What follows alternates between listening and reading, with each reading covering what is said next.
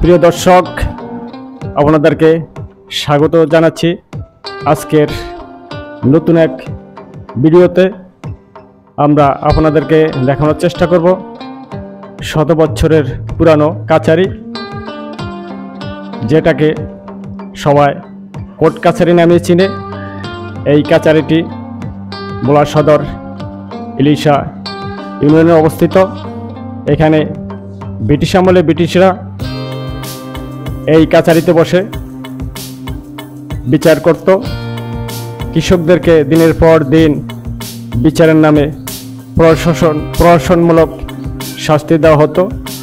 এখানে বসে সেই ব্রিটিশ বাবুরা জোর করে কৃষকের কাছ থেকে খাজনা আদায় করত। কালের সাক্ষী হয়ে আজও সেই কোর্ট কাছারি টিনের কোর্টটি দাঁড়িয়ে আছে। আপনাদেরকে আমরা আজকে সেই করুণ দৃশ্য, করুণ কাহিনী বিস্তারিত বর্ণনা করে শোনাব।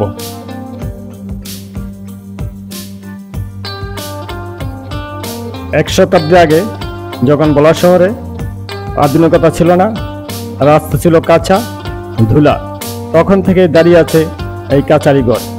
এই ঘর শুধু টিনের ছাউনি দিয়ে ঘেরা। সেই ব্রিটিশ আমলের পুরানো টিনের ঘরটি, এটি ছিল প্রশাসনের প্রাণকেন্দ্র।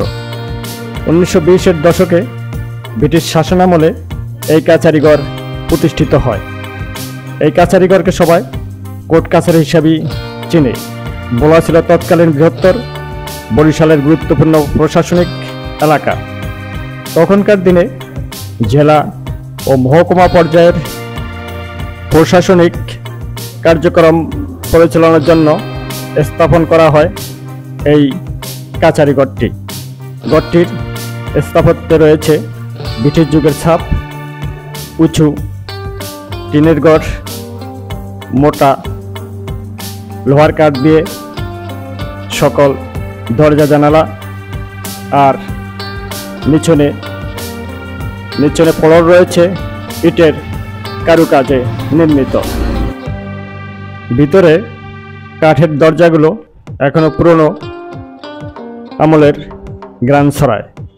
এখানে বসতেন জেলার বড় বড় কর্মকর্তা বাবুরা, মহকুমা প্রশাসক, নায়েব, রেভিনিউ অফিসারেরা। ভূমি জরিপ, কৃষি সংক্রান্ত সিদ্ধান্ত, স্থানীয় বিচার বিবাদ সবকিছু পরিচালিত হতো এখান থেকে। সাধারণ মানুষ দিনের পর দিন এখানে লাইন দিয়ে দাঁড়িয়ে থাকতো। কেউ ন্যায় বিচার চাইতো, কেউ জমির দলিল খুঁজত। বহু প্রবীণ মানুষেরা বলেন, এই কাছারি ঘরে আমাগো বাপদাদারা অনেকবার আইছিল জমির সমস্যা লইয়া। সেই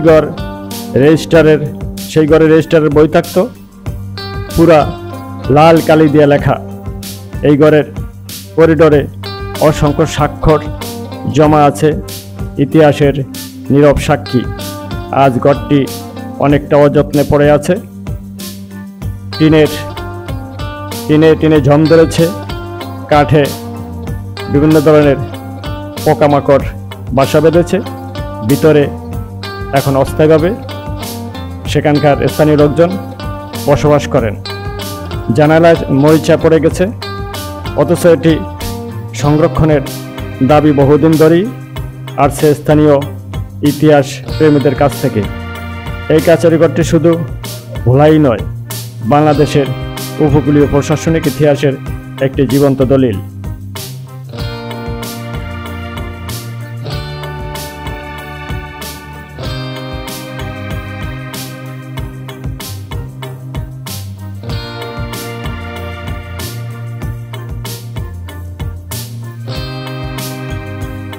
এই কাছারিঘর ইতিহাসের একটি পৃষ্ঠা নয়, এটি পুরো একটি অধ্যায়। আমরা যেন তা ভুলে না যাই। এই ইতিহাস আপনাদের ভালো লেগে থাকলে অনুগ্রহ করে এই ভিডিওটি শেয়ার করুন, সাবস্ক্রাইব করুন, যেন আমাদের গ্রাম, আমাদের ঐতিহ্য বিশ্বের সামনে উঠে আসে। ধন্যবাদ সবাইকে।